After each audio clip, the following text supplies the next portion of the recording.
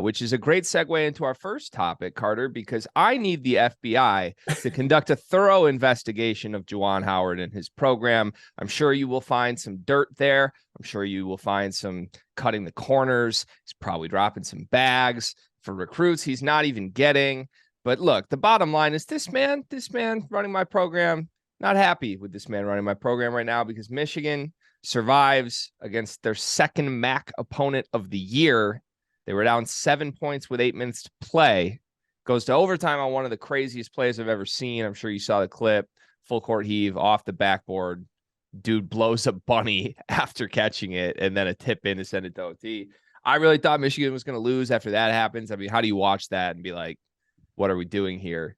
But this is the state of this year's Michigan team. This is the state of Juwan Howard's program. They can't separate from average MAC opponents. Let's make no mistake. Eastern Michigan and Ohio are not going to compete for the MAC. Those are middle of the pack MAC teams. And there was essentially zero distinction between what Michigan is right now and what they are, other than Michigan doesn't have anyone who can score, and those teams do.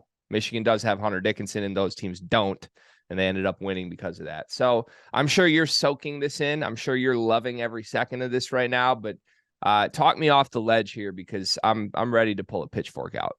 Yeah, it's for me is I'm kind of trying to look at what the Juwan discourse is moving forward because, I mean, what year was it when he won the Big Ten title, or at least a regular season? Was that 3 years ago? That would have been the COVID year, essentially, right? Yeah. Yeah. Was it a COVID year? Okay, so it wasn't like 3 or something years ago, but the fact of the matter is, you're bringing in these transfer PGs. They're not working, and at a certain point, you got to kind of take a step back, I feel like, and this is just me putting myself in Juwan's position. I'm not going to keep touching a stove and get pissed when I get burnt. Like, I might just stop touching the stove. So maybe stop getting transfer PGs and rotating them year by year, because it's disappointing that you have Hunter Dickinson for another year, like we have pointed out. And Hunter's been playing, to me, like Hunter, All-American level player. I would say that. He does have his little disengaged moments, but at the end of the day, like, he's a walking, 19-10. And that is what it is. But outside of that, Jet, special offensively, no one on this team can check. I'll tell you that for sure. Anyone in the country can score on this Michigan basketball team. And then on the other end of the floor, you have Hunter, and then the fall off at about that third guy is drastic. Jalen Wellen, not it. Kobe Buffkin, not it. Terrence Williams, a glue guy, would look good as a fourth or fifth guy. If you want him to be your second or third option on nights, it's not going to look good. So I mean, it's looking pretty bleak, to be honest with you. Especially because it's things like defense. Like, I don't know. You guys just miraculously going to lock in and check? Like, maybe. But I don't know if Ohio is able to have their way, if Dwight Wilsons are able to have their way. No disrespect to Dwight Wilson. He's actually a pretty good player. But it's going to get nasty this year. So, I don't know. It's dangerous. Like, Arizona State, not a good team. No, not at all. And they played harder, too. That's the thing. It's like, I thought Arizona State really just sort of punked Michigan with both, the barrage of outside shots, but also just like being really aggressive and playing much harder than Michigan did. And one more thing before I let you kind of go on there.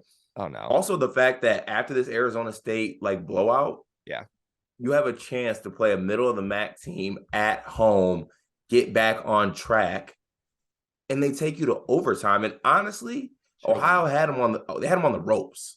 They did not execute down the stretch. I mean, besides that fluky ass, I don't even know what we want to call that last play, execute. I don't know. It might be something someone has to put in. That was kind of fire. Just throw it at the hoop and somebody go get it. Yeah, I don't know. Izzo's probably jotting his notes on that one after how good he was in the Champions Classic. It's disappointing that you have a chance to bounce back at home after that getting blown out, and that's what happens. It's kind of disappointing. Yeah, they came out flat, and I don't know what to make of that. The team wasn't ready to play. They weren't motivated. He benched the starters, and Look, he's had to do that a couple straight games running, but he benched all 5 starters for like an 8-minute stretch again in this game, essentially 100% due to effort. And I don't know what to make of it anymore. I don't think it's just effort. I don't think it's just defense. I think these are just bad basketball players in a lot of ways. Like, and I give you credit. I think you nailed this last week, and I fought you on it. But Terrence Williams, if he's your 5th option, you're still probably a little annoyed he's your 5th option, but you can live with that.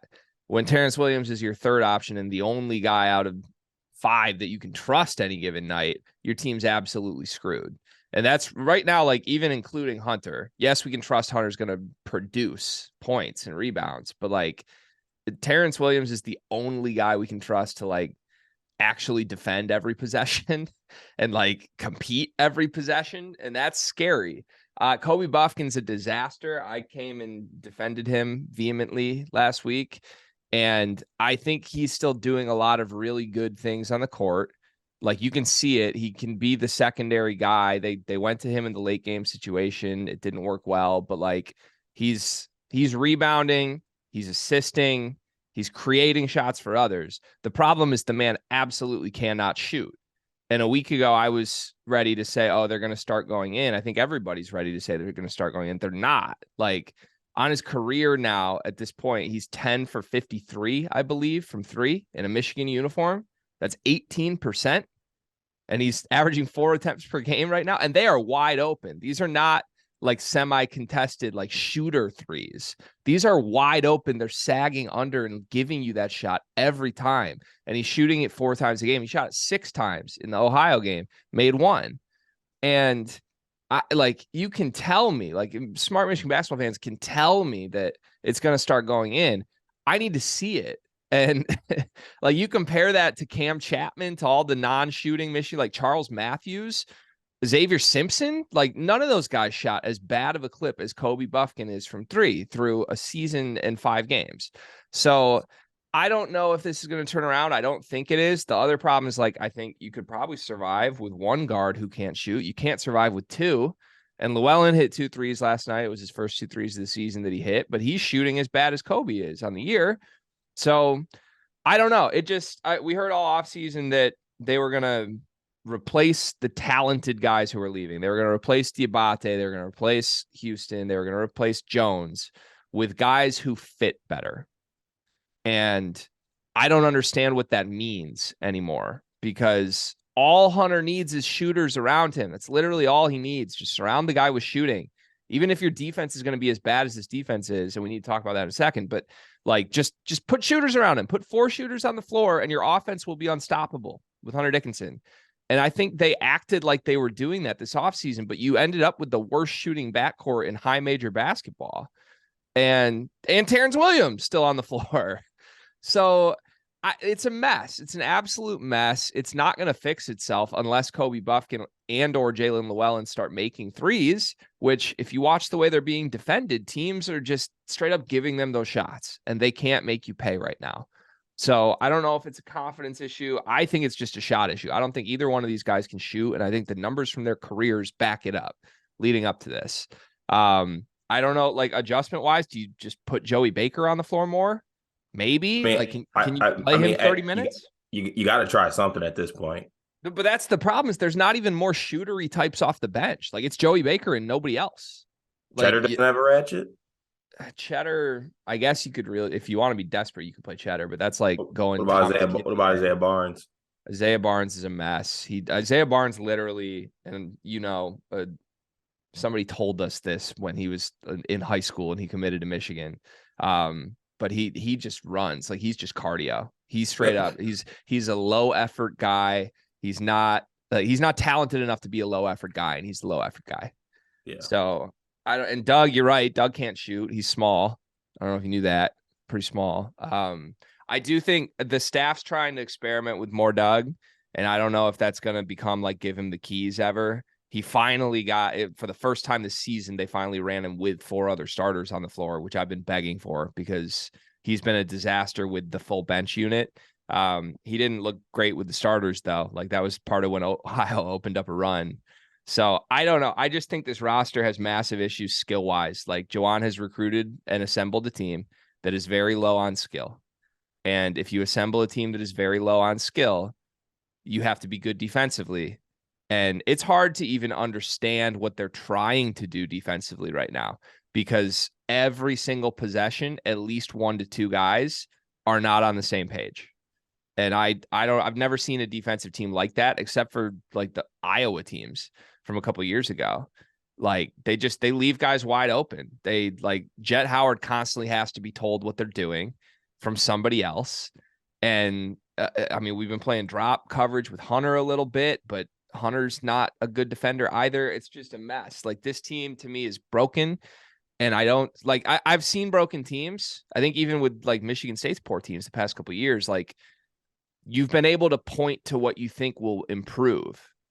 I don't know what that is for this Michigan team other than shooting, like other than Kobe Buffkin and Jalen Llewellyn magically starting to make shots. I have no idea how this team gets better. Like, do you have any idea how this team gets better? No, to be honest with you, I don't. It's a little bit of a roster, like, I don't know, I don't want to use the word, not malpractice, but like you have a dominant center who lacks defensive, who's maybe a little bit of defensive liability. And he I don't know. What I'm trying to say is like you have a guy who lacks defensive skills but is a dominant force offensively. I don't know if you're going to surround him with guys. Why not surround that guy with shooters? And you go out and give him Jalen Llewellyn. Like that's. If they thought they were surrounding him with shooters, then we got bigger problems, because like now I'm questioning your evaluation skills. Like if you really thought you were building a better roster for Hunter this offseason. That's what I'm saying. And then I think you hit the nail on the head. If you're gonna have these offensive like if Kobe Buffkin's gonna be on the floor, if Doug's gonna, that's the one thing with Doug. At least you got a guy who's gonna try to get after defensively for his size and stature. He is a guy who's gonna get up in your jersey and cause chaos. There's no reason why Kobe Buffkin shouldn't be a good defender. Absolutely zero reason. I think he might just stink. As a defender. I think he's been okay as a defender. Like, well, yeah. I mean, I don't think compared to Jet's been awful. Right. I don't think Kobe's defense has been contributing to the defensive issues as a whole for the most part. I think he's part of the problem because it's a team-wide problem, but I think he's other than I guess T. Will, like he essentially has been the only guy I don't doubt defensively right now. He has some length, like he uses his wingspan and I was going to say foot speed, but he has none of that. But he gets some deflections. He creates some chaos a little bit. I don't know. Can we do Hunter real quick, and then we can move on to a much more likable team, because Hunter Dickinson is the most unlikable player in my Michigan lifetime. And I don't care if Michigan fans blast me for this. I think if you put that man in any uniform in the country, we're all talking about how much we hate him. And I don't know, Hunter's very online. Maybe someone will clip this and send it to him and he'll take it personally and he'll go on a rampage or something. I don't know. But look, this man, we called him what he was last year. We said if he's the best player on the team, it's going to be problematic because he's not a leader. He's at media day, like just shitting on everybody, making enemies, and acting like he runs this league. And last year's team was horrible. It was horrible with Hunter as the best player. It was horrible with Hunter as the leader. And he had 2 NBA guys next to him and 2 fifth-year seniors in the backcourt. And if you heard Hunter at any point last season, you could see him in the press conference shitting on his teammates. That's all he did. And, when things go well, he'll point to his nuts and he'll yell at you and he'll let you know he's there. When things go poorly, he'll tuck his tail in between his legs and hide from Kofi Coburn for their 7th consecutive loss in his career. So this year, Hunter gets to pick his team. Hunter essentially got to pick his teammates. He didn't get Terrence Shannon, but everything, like Frankie Collins isn't on this roster because of Hunter Dickinson. And where are the early returns so far, Cart? Like he's dancing. He's doing his dance. When he hits a little hook shot to cut Ohio's lead to 1 with 2 minutes left in the first half, he'll let you know that he's big dick, right? So I'm totally done with this dude. I think he's a horrendous leader. And I think, I don't know, people can say like, he's got to get himself going. That's just who he is. Okay, then I'll criticize who he is. Like, Who he is the most unlikable basketball player in the country. And this team's doomed. This team's absolutely doomed. And we can say, oh, they wasted a couple of years of Hunter Dickinson. Well, I think the narrative on Hunter Dickinson is what it is at this point. He's not necessarily a guy who can carry a team to anything successful as he is, just the way he's wired.